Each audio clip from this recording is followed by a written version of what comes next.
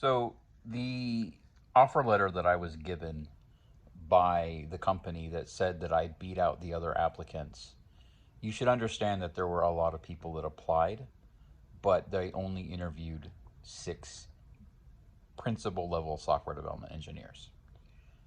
That means that I beat out 5 after being shortlisted from around 50 to 70 or so.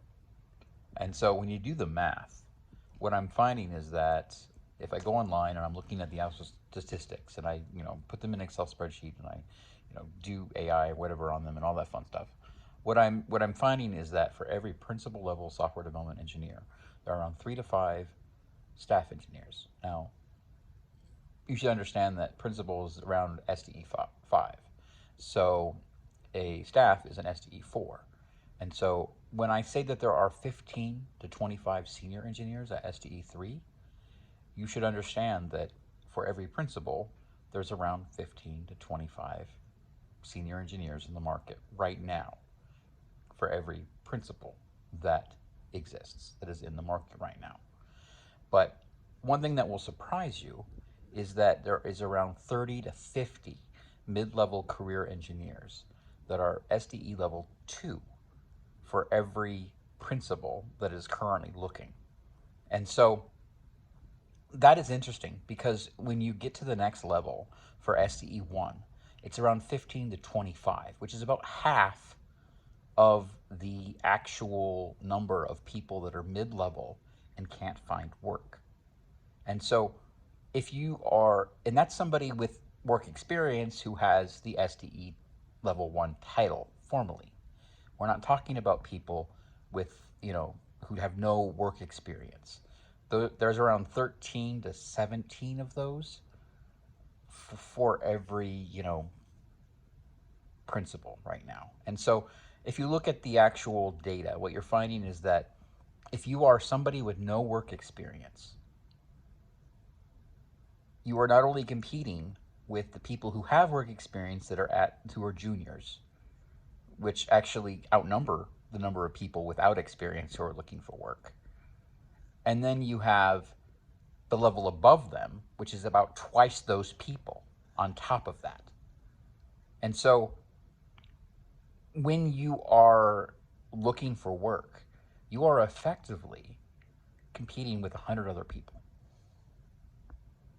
if you have no experience. And that is for a role that a company actually doesn't want to open up. That's for a junior role with no prior experience. In reality, what they really want to do is create a mid-tier SDE2 role and then underpay them. And then hope they can get a junior that will accept that. Or maybe a really talented but depressed mid-level engineer. And when someone like me applies to that job, I get told that I'm overqualified because they know that I can do the work, but they also know they're not going to keep me when the market rebounds. And so I don't even have a shot at that job. But what's happening there is the entry-level people without any experience at all are actively being funneled into these systems. And they're not thinking about the fact that they are competing with juniors on their own level who have prior work experience, in addition to the level above that. And if you look at the statistics for actually looking at the number of software development engineers in the United States, there is for every principal out there, for every SDE5 out there, there's around 3 to 5 SDE4s. And for every SDE4 out there, there's going to be around 3 or so, 3 to 4 or 5, for every one. So there's going to be around, for every SDE5, there's going to be around 15 to 25 SDE3s. And for every SDE5, there's going to be around 30 to 50 SDE2s. And so that's the thing you have to worry about, because there's around 15 to 25 early career engineers with experience for every principal software development engineer out there. But there's also around 13 to 17 entry-level engineers with absolutely no experience for every principal level software development engineer out there. And so when you do the math, somebody who's looking to get into the industry has to not only compete with the 13 to 17 other entry-level engineers without any experience, but they're also competing with the 15 to 25 early career engineers who actually do have experience. And then, because of the down market, they're competing with the 30 to 50 other people who are far more experienced, but still not senior level yet, who could technically qualify for those early career engineering levels and might apply to them just simply because they want to be employed. And so, from a competitive standpoint, if you are currently in the industry right now and you have no prior experience, you are competing with, let's just say, 58 to 100 people for the same jobs that you could possibly get. And that's if you apply to roles that you could actually get if they're available. And so part of the reason I didn't want to make this stuff public before is because I was trying to bring hope on the channel and I was trying to keep it as positive as I could. But in my current mental state, I don't really care.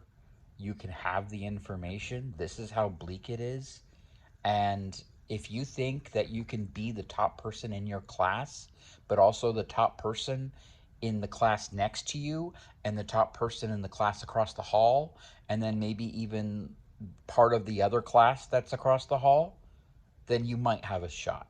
But if you honestly don't believe that you can at least be that person, my recommendation is to stop.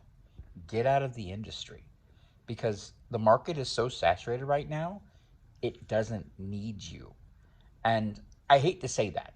I want to have the ability to keep hope alive. I want to be a positive force. I want to be somebody who can be here, make videos, and actually help people become better engineers and help get juniors to a higher level. That is what I love to do.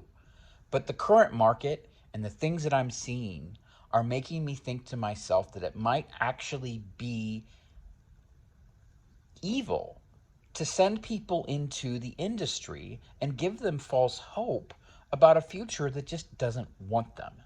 And so, right now, based on what I'm seeing, my advice to everybody who's currently in going to classes for software is to get out, take your math and science credits elsewhere, talk to your vocational agent or whatever and see if you can get into the pipe fitting or the electrical engineering class. You can do plumbing or electrical or be an electrician or something and go that route, because I don't see a future for juniors when the market is so saturated for principal level engineers, but it's so much more saturated with mid-level engineers who are not even senior yet.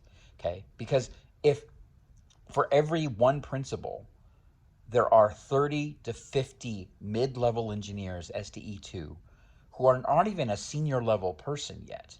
And I'm not talking about senior leading a team. I'm talking about senior not leading a team. They're below that. And yet there's still so many of them that the junior engineers can't compete.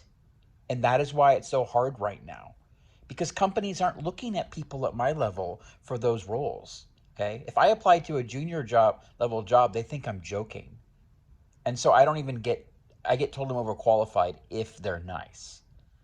But so I'm not even competing with the juniors. Even if I want to intentionally, I can't, because that's not how that works.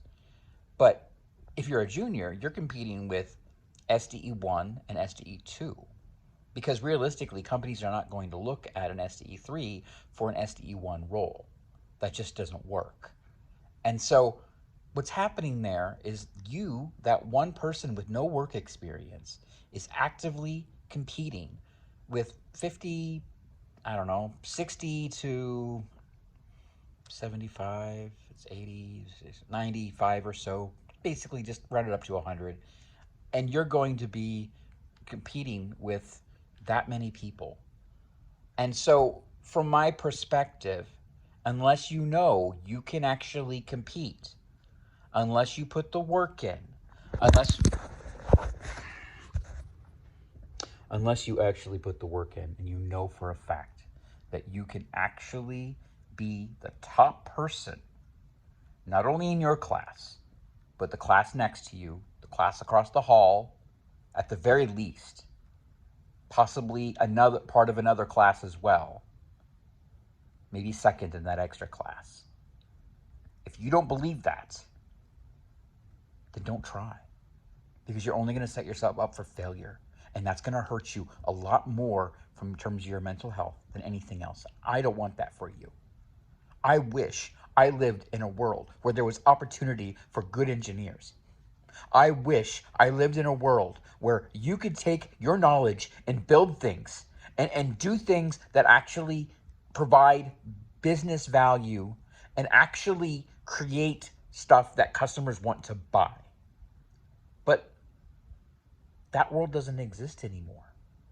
And I'm looking at this current job market, and I'm looking at all the jobs that are open for AI that nobody will hire AI experts for. Because let's face it, I can run inference, I can do training, I can create my own models from scratch, but they don't consider me qualified because I haven't worked for OpenAI, which is dumb, by the way. And nobody wants to actually hire for those roles. They like the idea of the talent, but they don't want to spend the money on running training for models. They don't want to spend the hundreds of millions of dollars that Twitter's spending on training Grok. And so one of the things that you're going to have to understand about all of this is that there are no opportunities for people who don't have the experience. And if you do have the experience, you're seen as a competitive threat, so you're not going to get interviews.